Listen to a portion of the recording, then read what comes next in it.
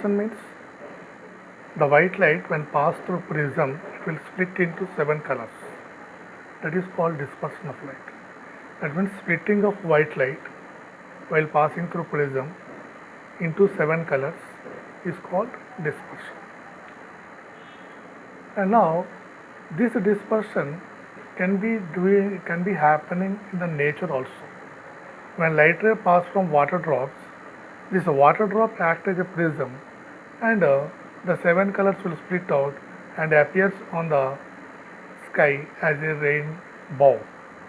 So the rainbow is nothing but the spectrum formed by the white light passing through the raindrops.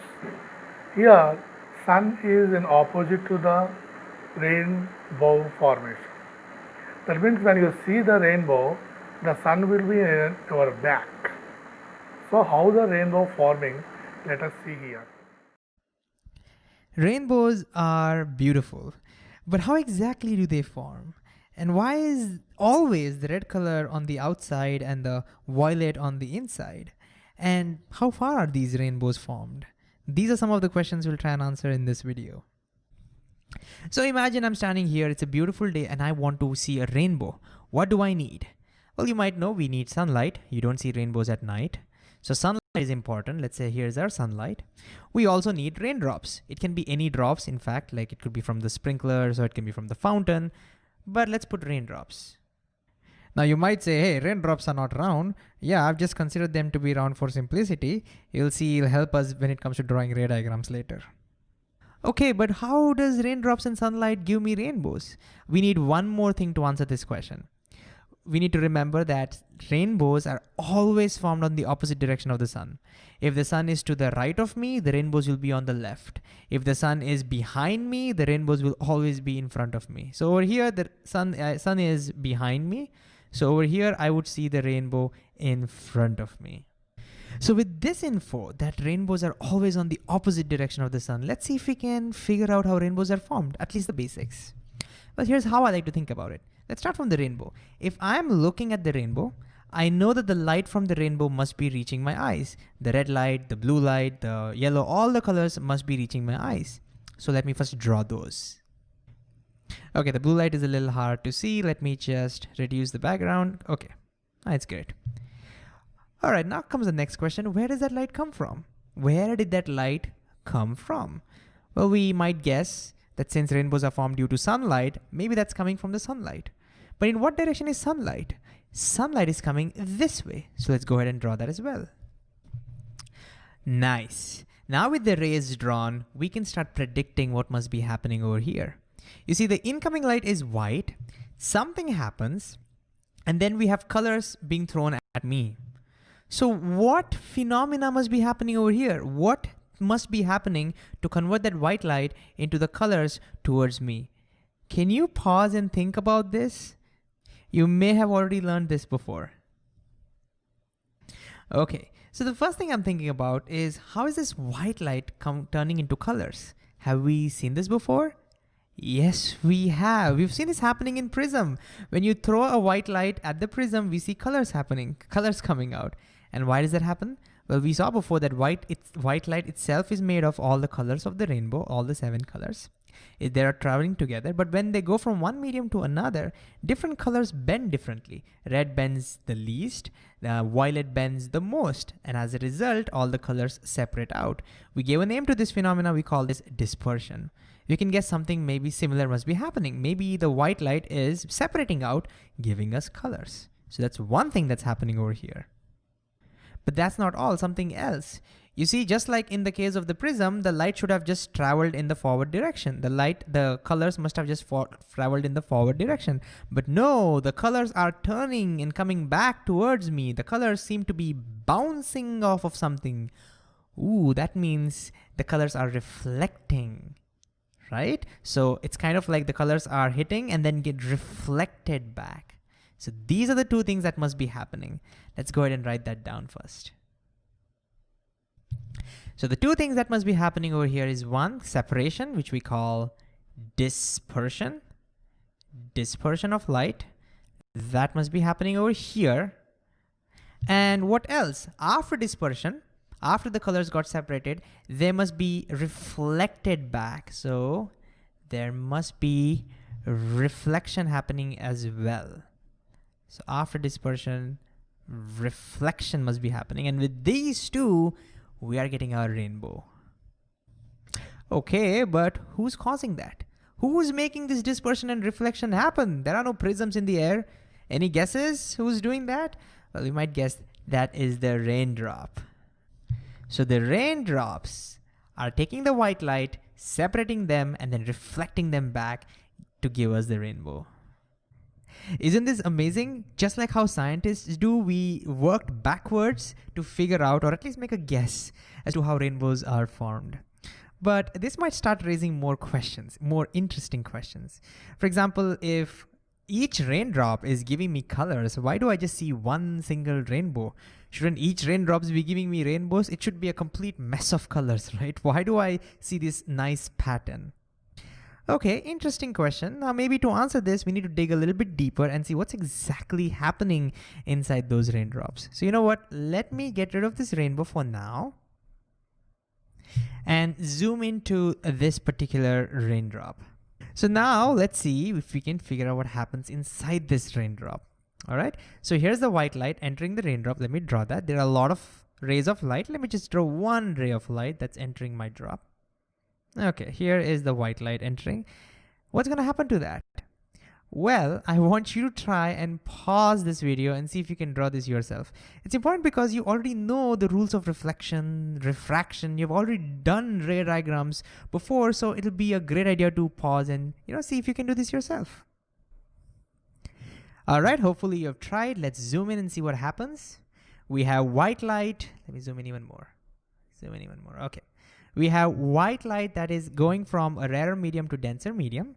So it's going to, some part of the light will enter into the drop, it will refract, and some part of the light will reflect, okay? I don't care about the reflection, I'm worried about what happens inside the drop, so let's consider the refraction case. So to draw the refraction case, I need to first drop in normal. And how do we draw normals for curved surfaces? Just like in the case of mirrors, we'll draw it from the center of curvature over there. Here it'll be the center of this drop itself, right? And in fact, this is the reason why we consider the raindrops to be spherical. In reality, the raindrops are not exactly the shape, but we're approximating it so that it becomes easier for us to draw. Okay. So what happened to this white light? It's going from rarer to denser, so it's going to bend towards the normal. But remember, not all colors bend equally. Red bends the least. So here's my red bending towards the normal. It's going to bend a little bit, let's say. And then blue or violet, I'm just going to draw it as blue. It's easier to see. So violet or blue, that bends a little bit more. So I'm just going to make it bend a little bit more. What happens next? Now this is important because there are some misconceptions that exist over here. Well, what do you think happens? Well, it's a raindrop. It is transparent. That means the light will just exit. And that's true.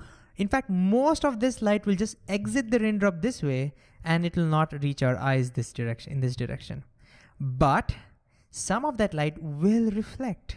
Like, I mean, right? In water, some light gets reflected and most of the light goes through. Same thing's gonna happen over here. Some of the light is gonna get reflected. Now, the misconception is a lot of people think, and even in some books it's written, that the light gets total internally reflected, meaning all the light gets reflected. That's not true, okay? I'm just saying that that's not true. Only some part of light gets reflected, just like usual. Like how usually water reflects some of the light, some part of the light gets reflected, and that's what I'm interested in. And so I'll not draw the light that goes out. So let me draw the light that is reflected. To do that, again, I have to draw normals, right? So let me draw one normal for blue, and let me draw one normal for red. And with this, now let's draw the reflected light. For red, here's the angle of incidence. So let's try to make the angle of reflection equal to the angle of incidence. Not like this, that's too small, this is too big. Somewhere over here, approximately. Let's do the same thing for blue. Notice for blue, the angle of incidence is a little smaller compared to that of red. I hope you can see that. And so we need to try and match that. It's not gonna be like this, it's not gonna be like this, somewhat like this. I always had troubles drawing this actually. And as you can see, drawing normals actually help. Okay, what happens next? Well, again, most of this light will exit the raindrop and some of the light will get reflected again. But now I'm no longer worried about the light that gets reflected. Let's draw the case of exiting. So again, I have to drop normals. So one normal for red, one normal for blue. And now we can draw the light that exits. So the blue light, it's going from denser to rarer, it bends away from the normal. And even the red light going from denser to rarer, it bends away from the normal. Let's quickly include the arrow marks. Great. With this hard work, we'll now be able to answer our question. So let me just zoom back out. And so we are seeing that each raindrop is gonna throw all the colors at me. Red at the bottom, blue at the top. But what's important is only one of that color is reaching my eye. In this particular case, notice that only the red from this raindrop is reaching my eye. And therefore, that raindrop is gonna look red to me. Let me draw that. This raindrop is gonna look only red to me. If somebody else was, say, standing on top of me and looking at that raindrop, maybe that would look blue to him or her. So for each person, that each raindrop is gonna look a specific color. Hopefully that makes sense. And also, one more important thing, you might be wondering, you might be saying, hey, you said that only a little bit of light reaches my eye because most of the light goes out, only a little bit of light is getting reflected, right? So then, is that little bit of light enough for me to see it? Absolutely not. A single raindrop is actually not enough, but there are many raindrops. So let me make a copy of this. What I'm trying to say is, let's take another raindrop, which is in the same line. Over here, that's also throwing red light at me. Another raindrop over here is also throwing the red light at me. So if you look at all the raindrops in this line, all the raindrops in that line, they're all throwing red light towards me. And all of that combined is powerful enough so that I can see the light. In fact, this is the reason why we need strong sunlight. Without the strong sunlight, the light will not be powerful enough and I won't be able to see rainbow. So you need powerful light, you need a lot of raindrops, only then you'll be able to get enough light to see red. Okay, what will I see for other raindrops, or how do I see other colors? Well, let's see. Let's say if I want to see violet, where should that raindrop be? Well, now I can just move this around. If I want violet or blue, notice that raindrop has to be a little bit below. So now if I look at this raindrop, or if I look at this angle, a little bit below, so let me just draw that again. See, this is my horizon. If I look a little bit above, I will see red. If I look a little bit below, I will see blue. So this raindrop looks blue and all the raindrops over here are going to look blue to me. And so what's important is that each raindrop doesn't give me a rainbow. They're all forming a part of the rainbow. And there'll be all the raindrops in between over here, and all these will give me other colors. What about the raindrops on top of this? They will not give me any color. Let me show you that. If there's a raindrop on top over here, none of the colors reach my eye.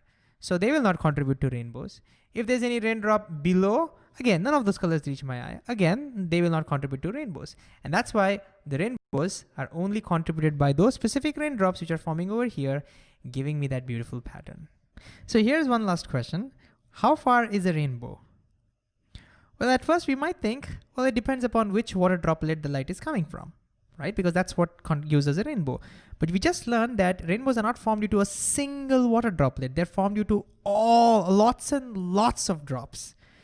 Drops which are far away and drops which are close to us. All of them combine to give us a single rainbow. So are rainbows far? No, they're not just formed by those drops. Are they close? No, they're not just formed by those drops. They're formed by a combination. So where is the rainbow?